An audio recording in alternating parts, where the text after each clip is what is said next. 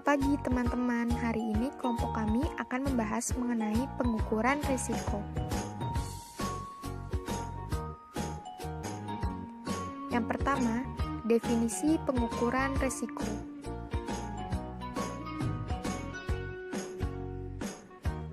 Apa sih itu risiko?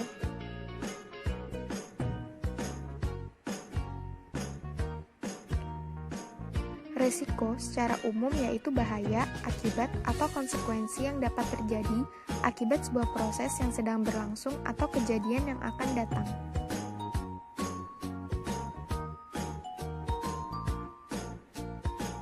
Pengukuran risiko adalah usaha untuk mengetahui besar atau kecilnya risiko yang akan terjadi.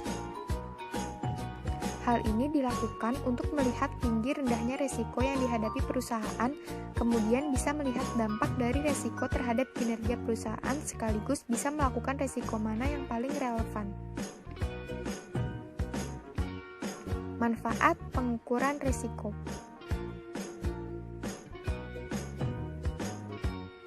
Yaitu untuk mendapatkan informasi yang sangat diperlukan oleh manajer risiko dalam upaya menentukan cara dan kombinasi cara-cara yang paling dapat diterima atau paling baik dalam penggunaan sarana penanggulangan risiko.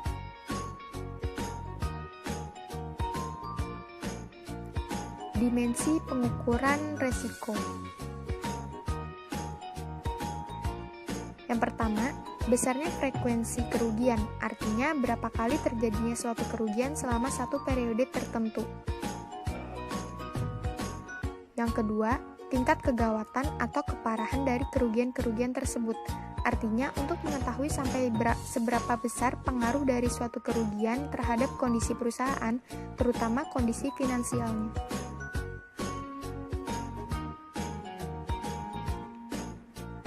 Menentukan tingkat keparahan. Dalam menentukan tingkat keparahan kerugian, manajer risiko harus hati-hati untuk memasukkan semua kerugian yang mungkin dapat terjadi akibat suatu peristiwa tertentu, karena akan berdampak terhadap kondisi keuangan perusahaan yang bersangkutan. Misalnya, kerugian yang relatif kecil hanya akan menyebabkan masalah kecil, karena perusahaan segera mampu menutup kerugian itu tanpa harus mengganggu likuiditas perusahaan, dan kerugian yang agak besar yaitu bisa menimbulkan masalah likuiditas yang bisa mengganggu perencanaan keuangan jangka panjang. Contohnya,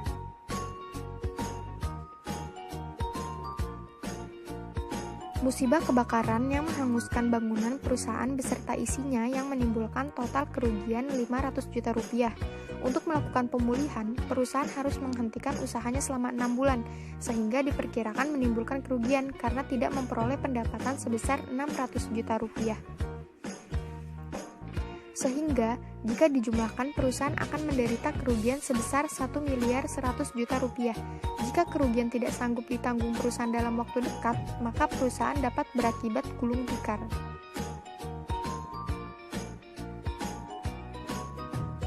Pengukuran risiko dengan distribusi probabilitas.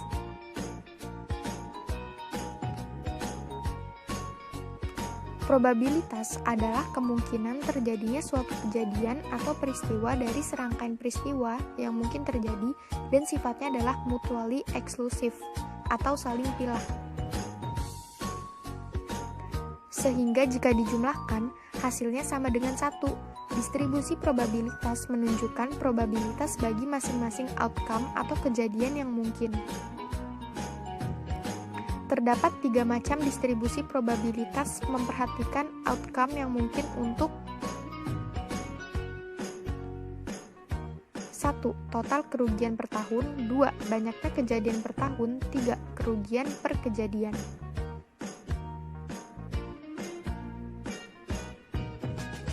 Dalam praktiknya, manajer risiko tidak harus mempertimbangkan semua kombinasi yang mungkin, seperti kehilangan harta sementara dalam pengangkutan karena dicuri, kerugian tanggung gugat karena kelalaian, dan sebagainya. Manajer risiko seharusnya mengenal komplikasi yang saat ini masih diabaikan, bahwa sebagian exposure unit dapat mengalami lebih dari satu kerugian per periode budget. Keputusan manajer resiko sebaiknya juga membangun probabilitas untuk total kerugian sesudah pajak.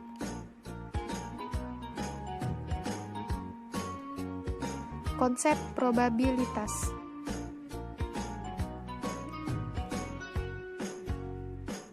Dalam statistik, probabilitas didefinisikan sebagai frekuensi relatif, atau lebih eksak didefinisikan sebagai limit dari frekuensi relatif.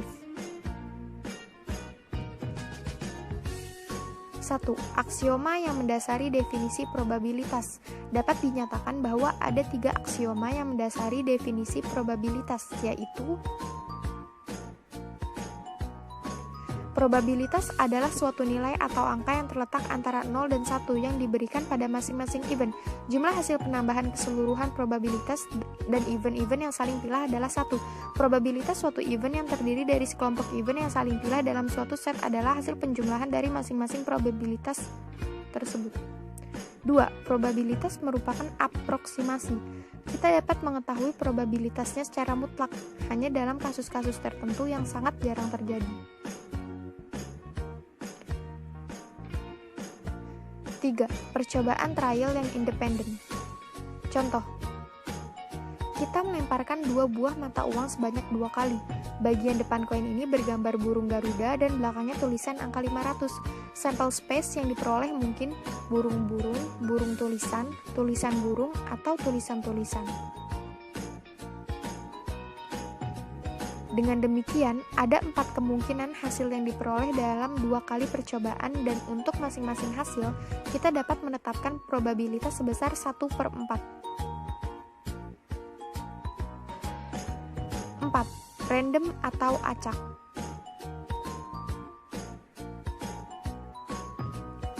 Event atau outcome yang dapat dikatakan terjadi secara acak apabila masing-masing event mempunyai probabilitas yang sama.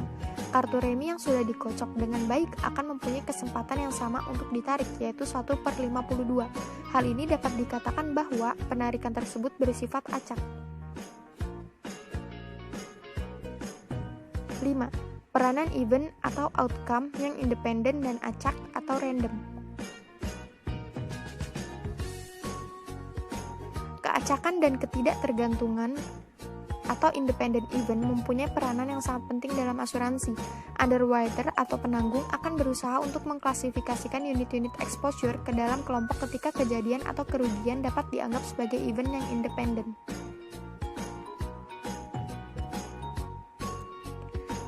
2 macam tafsiran tentang probabilitas. Bila seorang manajer risiko menyatakan bahwa probabilitas akan terjadinya suatu gedung tertentu adalah 1, maka ia menunjukkan kemungkinan relatif akan terjadinya peristiwa itu. Oleh karena probabilitas bervariasi antara 0 dan 1, maka timbul 2 penafsiran tentang probabilitas ini. Yang pertama, bahwa dari seluruh gudang yang menghadapi resiko yang sama di seluruh dunia diperkirakan akan terbakar. Penafsiran ini didasarkan pada hukum bilangan besar, the law of large number. Yang kedua, jika gudang tersebut dihadapkan pada kerugian kebakaran selama suatu jangka waktu panjang, maka kebakaran akan terjadi kira-kira dari jumlah tahun exposure. Peristiwa yang saling pilah, mutually exclusive event. 2 peristiwa dikatakan saling pilah apabila terjadinya peristiwa yang satu menyebabkan tidak terjadinya peristiwa yang lain. Jika 2 atau lebih peristiwa yang mutually exclusive, maka probabilitas terjadinya salah satu peristiwa merupakan jumlah masing-masing peristiwa.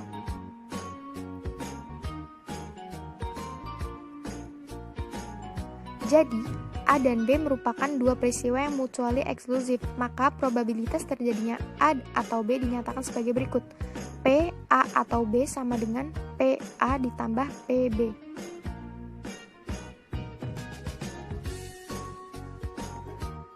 Compound events. Compound events adalah terjadinya 2 atau lebih peristiwa terpisah selama jangka waktu yang sama. Metode untuk menentukan probabilitas suatu compound outcome tergantung atas apakah outcome yang terpisah itu merupakan peristiwa bebas.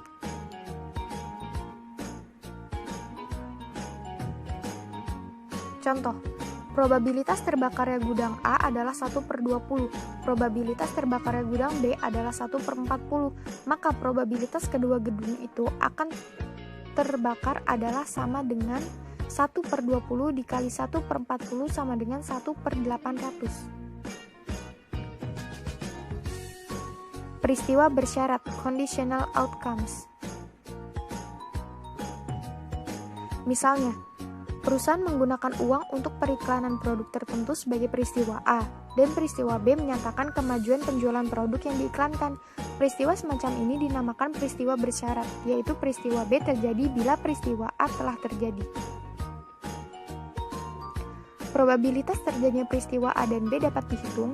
P, A dan B sama dengan PA dikali PB atau A, atau P, B, dan A sama dengan PB dikali PA atau B.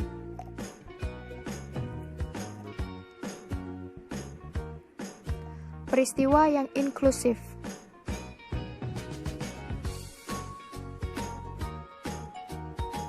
Peristiwa yang inklusif adalah dua peristiwa atau lebih yang tidak mempunyai hubungan saling bebas di mana kita ingin mengetahui probabilitas terjadinya paling sedikit satu peristiwa di antara dua atau lebih peristiwa tersebut.